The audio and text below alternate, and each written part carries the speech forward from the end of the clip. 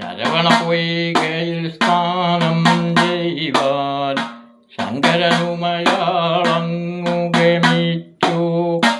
ശരവണ പൊയ്കയിൽ സ്നാനം ചെയ്യുവാൻ ശങ്കരനുമയാൾ അങ്ങു ഗമിച്ചു.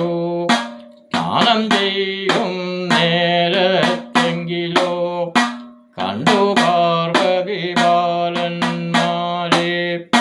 പരമശിവനോടും അരുൾ ചെയ്തു, ലോകനാഥ എന്നൂടെ കാന്ത.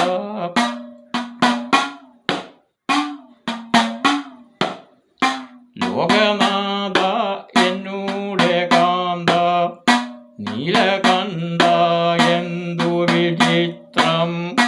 ഇത്തരമൻപോടരുളി ചെയ്ത് വാരിക്കോരിയെടുക്കുന്നുണ്ട്.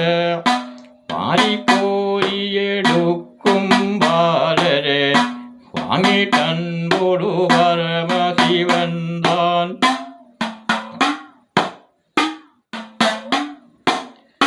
തൃക്കൈ കൊണ്ടു തലോടിയ നേരം ഉടലന്നായതു ബാലന്മാർക്ക്. തൃക്കൈ കൊണ്ടു തലോടിയ നേരം ഉടലന്നായതു പൊന്മകനാർക്ക്. ആറുമുഖവും ദ്വാദശകാരവും ഉണ്ടായുള്ളൊരു പൊന്മകനാര്. ഈശൻ മടിയിൽ വെച്ചിട്ടൻപോട് ശംഖുതീർത്ഥമെടുത്തു തളിച്ചു.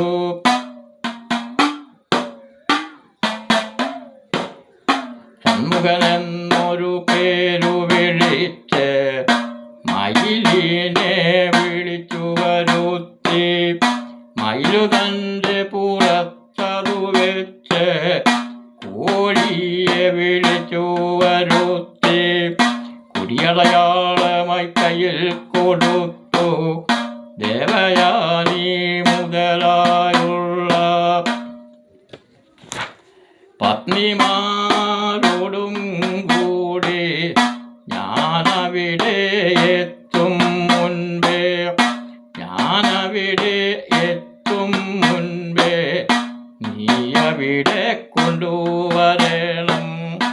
അഴകേറിയ പഴനി പൊന്മല കുടികൊള്ളും ഷൺമുഖസ്വാമി. ശരവണസുതരേ സുബ്രഹ്മണ്യ പരഗിരീശ പാർവതിപുത്ര. പരഗിരീശ പാർവതിപുത്ര അടിപാദം ഞാൻ തോഴുന്നേൻ.